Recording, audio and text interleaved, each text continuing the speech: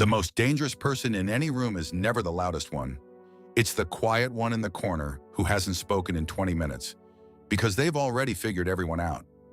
Machiavelli called it the art of reserved intelligence, and once you learn how to use it, nothing around you will ever look the same again. Move 1. Stop explaining yourself. Here's the first move, and it starts today. Stop explaining yourself.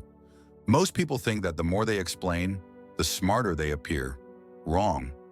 Every time you over-explain, you're showing people exactly how you think, what you fear, and where your gaps are. You're handing them a map. Machiavelli wrote in The Prince that a ruler who constantly justifies his decisions signals insecurity. He said, and I'm paraphrasing, that those who need to convince others of their strength are already demonstrating its absence. Think about the smartest people you've ever been around. Notice how they speak? They say less. They answer questions without filling the silence afterward. They're comfortable letting people sit with uncertainty. That's not arrogance. That's control.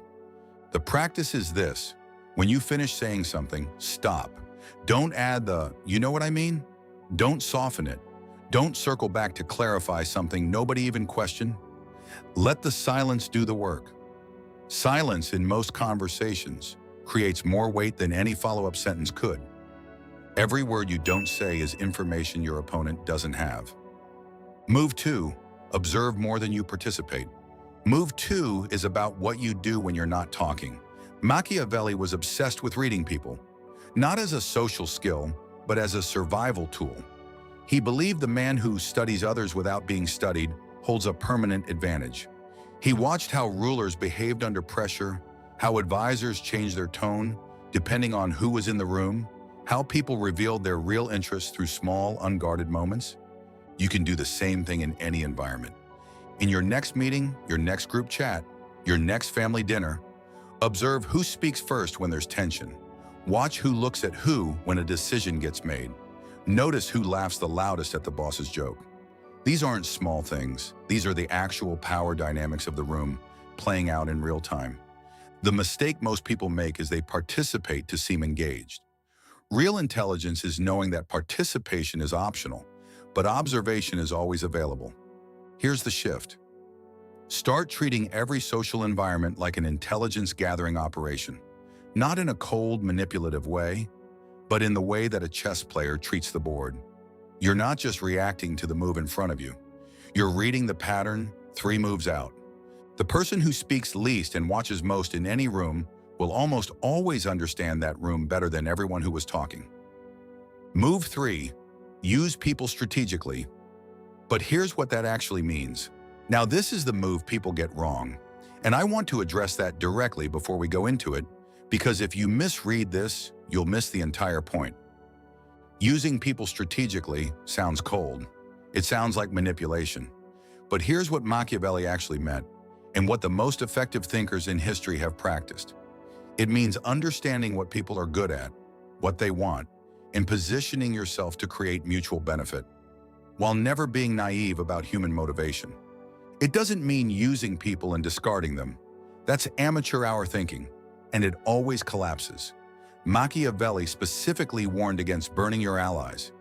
He said the prince who destroys the people he relies on will eventually find himself alone, which is the most vulnerable position of all. What it actually means is this: stop expecting people to be something they're not. Everyone around you has a natural strength and a natural agenda.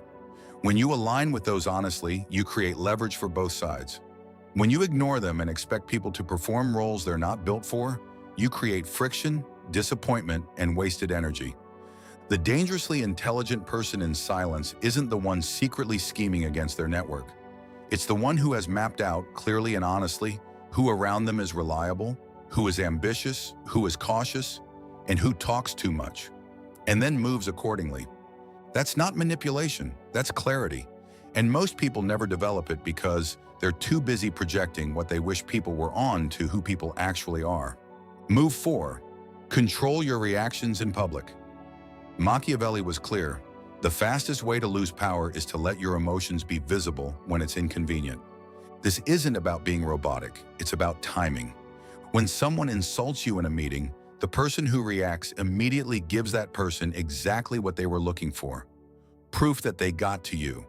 The person who pauses, absorbs it, gives a measured response or no response at all, that person has just demonstrated something that money can't buy: composure under pressure. Here's why this matters for intelligence specifically. When you react emotionally, your brain is in defense mode. You're not processing information clearly. You're not reading the room. You're not thinking 2 moves ahead. You're just surviving the moment. And the moment your emotions take the wheel, your intelligence goes into the back seat. The practice Machiavelli would recognize is what Stoic philosophers called the pause. Between the stimulus and the response, there is a space. Training yourself to live in that space is one of the most powerful things a human being can develop. In practice, when something provokes you, slow your breathing by 1 deliberate count before you respond. That's it. It sounds small. The effect is enormous. You give your prefrontal cortex, the part of your brain responsible for strategic thinking, just enough time to come back online. The quiet person who doesn't react the way you expected them to is immediately more interesting and more threatening to everyone watching. Predictability is vulnerability. Move 5. Read the subtext, not the text. This is one of the most underrated intelligence skills there is, and Machiavelli built his entire political philosophy on it. He wrote that men deceive themselves by what they see on the surface of things. The real meaning of any conversation, any document, any alliance, lives in what isn't said, in what's delayed, in what gets avoided. In plain terms, people rarely say what they mean. They say what they think is safe to say. Your job, if you want to develop this kind of intelligence, is to read the gap between those 2 things. When someone is very enthusiastic about something but vague on specifics, read that. When someone agrees with everything too quickly, read that. When someone suddenly changes the subject, read that.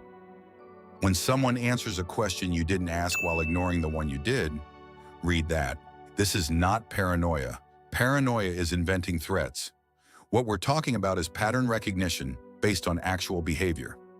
The way you build this skill is by reviewing conversations after they happen, not obsessively, but as a habit. Ask yourself, what did that person actually want from that exchange? Did they get it? What were they not saying? Over time, you build an internal library of behavioral patterns that becomes faster and more accurate the more you use it. Most people take conversations at face value.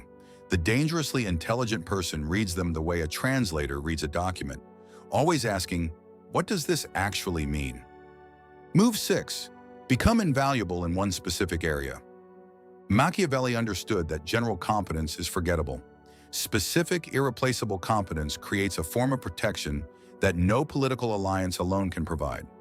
He observed that rulers kept certain advisors across regime changes, across power shifts, across wars, not because of loyalty, but because those advisors were simply too useful to remove. They understood something, managed something, or could do something that no one else could replicate quickly. That's the move. In the age of information abundance, generalists are everywhere. Everyone has access to the same YouTube videos, the same Reddit threads, the same 5-minute summaries of complex books. The people who rise quietly, sustainably, in a way that compounds over time are the ones who went deep on one thing until they became the person other people call. This isn't about becoming narrow-minded. It's about building a home base.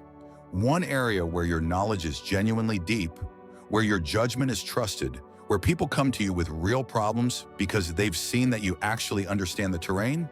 When you have that, everything else gets easier. Your voice carries more weight in unrelated conversations because people know you're capable of real depth somewhere. Your silence carries more weight because people wonder what you know that you're not saying. The question to ask yourself right now is, what is the one thing I could spend 2 hours a day on for the next 2 years and become genuinely formidable at? Not famous, not viral, formidable. Move 7. Upgrade your information diet without announcing it. This is the silent part of dangerous intelligence. Machiavelli spent his exile, after being removed from power, after being tortured, after losing everything, reading. Every night he would dress in formal court clothes, enter his study, and read the great works of antiquity. He called it conversing with the ancient men. He was downloading centuries of strategic thinking into his own mind, quietly while everyone around him thought he was finished. The discourses, the prince, the art of war, all of it came out of that silent period. What are you feeding your mind right now? Not what you wish you were feeding it, actually right now. What is the last serious thing you read, listened to, or studied? What is the ratio of consumption versus thinking in your daily life? The silent intelligence upgrade doesn't announce itself. You don't post about the book you're reading. You don't tell people you've been studying history or psychology or economics. You absorb it. You let it change how you see, and you let the change speak for itself over time through better decisions, better questions, and better outcomes. The practical move here is dead simple. Replace 30 minutes of scrolling per day with something that requires actual attention. Not a podcast while you're doing dishes, something that demands you sit still and think. A chapter of a serious book, a lecture, a long-form essay. Do it in silence. Do it consistently. Tell nobody. The compound effect of quiet intellectual investment is one of the most underestimated forces in human development. Move 8. Let your results introduce you. The final move is the one that ties everything together. Machiavelli's most enduring insight wasn't about ruthlessness. It was about effectiveness. He kept returning to this idea. What actually works as opposed to what sounds noble, what looks good, what people say they value. The person who talks about what they're going to do is trading on credit. The person who simply does it, repeatedly, quietly, without needing applause, that person is trading on capital. Real capital. The kind that accumulates. Everywhere you look right now, the loudest voices get the most immediate attention. But the people who are genuinely building something, who are 3, 5, 10 years into a compounding effort in silence, those are the people who end up with lasting influence, lasting resources, lasting options. You don't need to announce your intelligence. You don't need to perform your growth. You don't need to be the most interesting person at dinner. You need to be the person who, when the moment actually matters, knows exactly what to do. That is what Machiavelli was pointing at. Not cruelty, not manipulation, but the terrifying clarity of someone who has been paying attention in silence while everyone else was busy being seen. Dangerous intelligence isn't loud. It was never meant to be. It's the person who reads the room before they walk in, who speaks last and means every word, who builds in private and lets the output speak, who is always watching, always absorbing, always 3 moves ahead, and who you never saw coming. That's the practice. Start with one of these moves today. 1, not all 8. The patient approach is the whole point. If this hit for you, you already know what to do.